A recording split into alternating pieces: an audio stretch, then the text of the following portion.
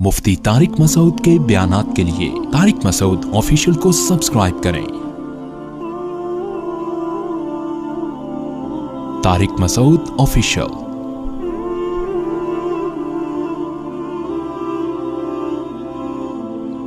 आजकल जो दिमागी बीमारियां हैं ना, बहुत स्पीड के साथ बढ़ रही हैं, बहुत स्पीड के साथ। देखो, एक उसूल याद रखो कि आप अगर हाथों से वजन उठाना छोड़ दें तो हाथ क्या ताकतवर हो जाएंगे? बोलो ना, कमजोर हो जाएंगे। आप क्या, मैं एनर्जी सेव कर रहा हूं, हाथ की एनर्जी क्या कर रहा हूं? सेव। वजन नहीं उठा रहा मैं, तो सेव होगी। आप अगर टांगों से चलना छोड़ दो तो टांगे मजबूत हो जाएंगी क्या? बोलने पर गवर्नमेंट ने पाबंदी लगाई है। तो याद रखो, जब हम बचपन से ही ना टेंशनों के अगर हम आदी होते हैं, कुछ ना कुछ टेंशन मिलती रहती है, तो इंसान के जो आसाब है ना, वो टेंशन बर्दाश्त, टेंशन का वेट उठाते उठाते बॉडी बिल्डर बन जाते हैं, यानी वेट लिफ्टर बन जाते हैं। और अगर बचपन से ही टेंशन कोई मिल ही नहीं रही हो, मम्मी डैडी वाला सेटअप हो, ये बच्चा नफसियाती पागल बनेगा बड़ा होकर, ये बता दूं मैं। ये वहमी भी बनेगा और ये दिमागी, ये खुदकुशी भी कर सकता है, ये जरा सी टेंशन में पागल भी हो सकता है, उल्टा ही हो जाएगा ये। तो आजकल जो माँ बाप ने बच्चों को जो मम्मी डैडी वाली जिंदगी दे दी है, बहुत ज्यादा, मेरा बच्चा चमाट नहीं मारना, थप्पड़ तो माँ, एक्चुअली बच्चों की सेल्फ रिस्पेक्ट पे बहुत असर पड़ता है। इससे बच्चे की ऐसी की तैसी। हाँ, ऐसा भी नहीं होना चाहिए कि आप बाजू को ताकतवर बनाने के लिए इतना वेट उठा लें कि हड्डी चटक जाए आपकी, तो बच्चे को इतनी टेंशन होना शुरू हो जाए कि घर उसके लिए अजाब बन जाए। जो आ रहा है जा रहा है उसको जहनी तौर पर टॉर्चर कर रहा है, तो उससे भी दिमाग खराब होता है उसका। लेकिन नेचुरल लाइफ जो है ना, जो हमेशा से चलती आ रही है, उससे जब हट जाएंगे तो ये मसाइल खड़े होंगे। हमें याद है, पहले वहमी भी नहीं होते थे लोग, और न पागल तो कहीं लाखों में कोई एक नजर आता था, वो भी कोई एक्सीडेंट की वजह से, दिमागी चोट की वजह से। बड़े बड़े सख्त हालात लोग बर्दाश्त कर लेते थे। हम तो अपने बड़ों से जब हालात सुनते थे ना कि भाई एक खातून के एक बच्चा मर गया, फिर दूसरा मर गया, फिर तीसरा पैदा हुआ, वो मर गया, फिर चौथा पैदा हुआ, बड़े हो के मरते रहे, फिर भी सब्र कर रही हैं।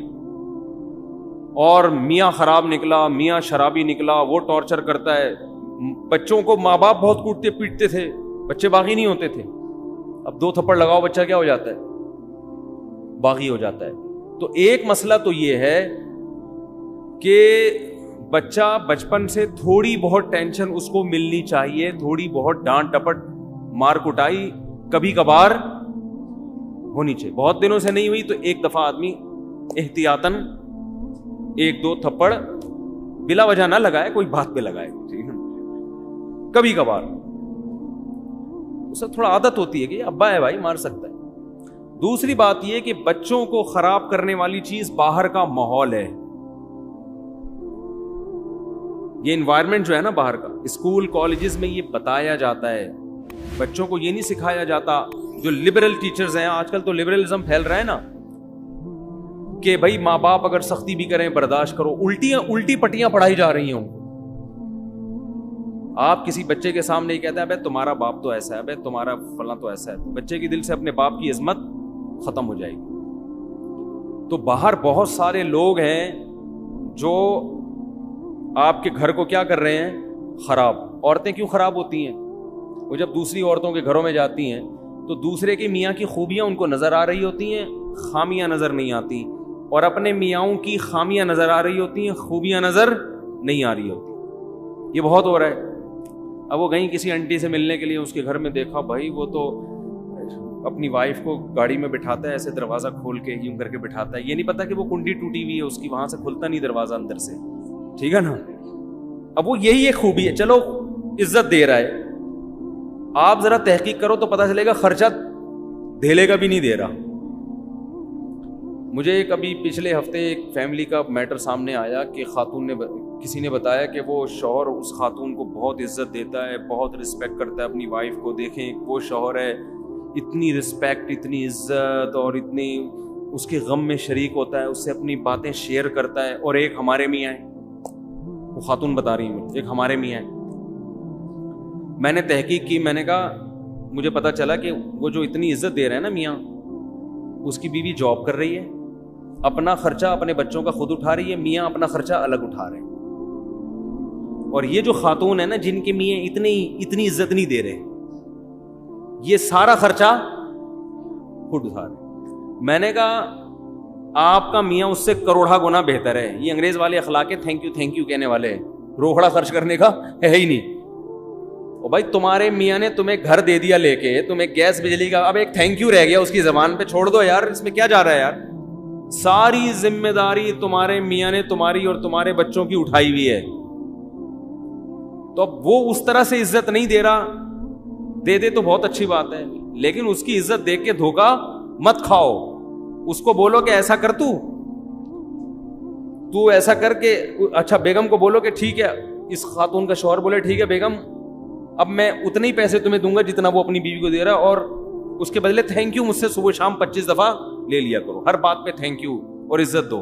عورت تیار ہوگی, عورت کہے گی پیسے دے دیا کرو, بے شک اس سے پہلے 10 گالیاں اور اس کے بعد 20 گالیاں. اگر آپ کا سیٹ آپ کو 25-30 گالیوں کے بعد 50,000 روپے دے, آدمی کہتے ہیں 25 اور دے دے لیکن پیسے دے دے. قربانی تو یہ ہے نا, بہت مشکل ہے, بہت مشکل. اسی طرح بہت سے والدین اپنی اولاد پہ خرچ کر رہے ہیں, خون پسینہ بہا کے, رکشے چلا کے, ٹھیلے لگا کے اپنے بیٹے کو کھلا رہا ہے. بیٹا 1-2 تھپڑ سے بدگمان ہو جاتا ہے کہ میرا باپ مجھے مارتا ہے, میرا باپ مجھ سے کٹائی کی تھی. بہت بے شرمی کی بات ہے, وہ تیرا باپ تیرے لیے کما رہا ہے, خون پسینہ بہا کے تیری روٹی کا انتظام کر رہا ہے, عزت کے ساتھ تجھے گھر میں بٹھایا ہوا ہے. کسی کے بھی احسانات دیکھے جاتے ہیں, احسانات کا حجم زیادہ ہے تو یہ چند چیزیں اگنور کی جاتی ہیں, ورنہ تو پھر انگریز ہم سے بہت اچھے ہیں, ایک دھیلا بھی خرچ نہیں کرتے, نہ اپنی اولاد پہ نہ اپنی بیوی پہ. بات کا اسٹائل دیکھو انگریزوں کے, یہ گالیاں ہیں جو ہمارے یہاں چل رہی ہیں انگلش میں ہوں گی, اتنی بری لگتی نہیں ہے وہ انگلش میں, ٹھیک ہے نا, لیکن کوئی ذمہ داری اٹھانے کے لیے تیار ہے ہی نہیں. ہمارے ایک دوست امریکہ میں, انہوں نے کہا کہ یہاں کسی گوری سے, کم عمر لڑکی سے اگر کوئی انگریز کہہ دے نا میں تم سے شادی کرنا چاہتا ہوں, خوشی سے بے ہوش ہو جائے گی. کیوں؟ اس کو پتا ہے کوئی شادی نہیں کرتا, سب گرل فرینڈ بنا کے مزے اڑائیں گے بس. تو ذمہ داری تو ہمارے ہاں اٹھائی جاتی ہے, ہمارے ہاں مرد اپنے کندھوں پہ بچوں کا بوجھ بھی, بہنوں کا بوجھ بھی, ماں باپ کا بوجھ بھی, اور ایک بھائی اگر بے روزگار ہے اس کا بوجھ بھی, وہ بھی پان گٹکی کے پیسے بڑے بھائی سے لے رہا ہوتا ہے. سارے بوجھ اٹھا کے اگر 8-10 گالیاں روزانہ دے, اس کا حق بنتا ہے کہ گزرتے ہوئے ویسے ہی گالیاں پارسل کر کے جایا کرے. اس کو اتنا تو رائٹ دو نا, اتنا پیسہ خرچ کر رہا ہے بھائی. نہیں آ رہی بات تو رہنے دو, جیسے چل رہے ہو ویسے ہی ٹھیک. تو یہ بھی بڑا مسئلہ ہے کہ آپ کی اولاد کو جو باہر لوگ ہیں وہ کیا کرتے ہیں, خراب. اس زمانے میں بچوں کو باہر دوستیاں لگانے مت دو, بگڑیں گے. ان کو صحیح راستہ دکھانے والے کم ہوتے ہیں, بگاڑنے والے مارکیٹ میں زیادہ ہوتے ہیں. تو ایک وجہ تو وہ ہے کہ ٹینشن آج کل لوگوں کے پاس ہے ہی نہیں نا. تو جب تھوڑی, آپ کو پتا ہے سویڈن میں خودکشی کا ریشو سب سے زیادہ ہے, اور اس کی وجہ یہ ہے کہ سویڈن ٹینشن فری ملک ہے.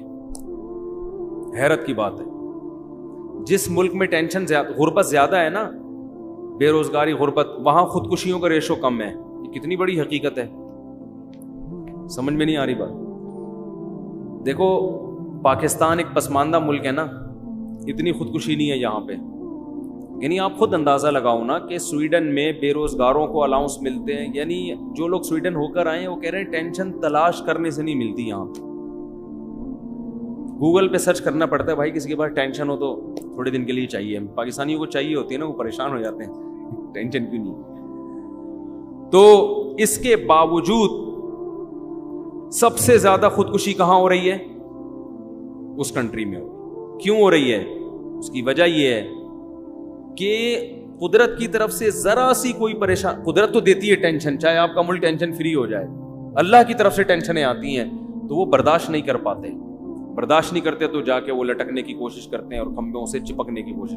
اس کا یہ بڑا نقصان ہوتا ہے.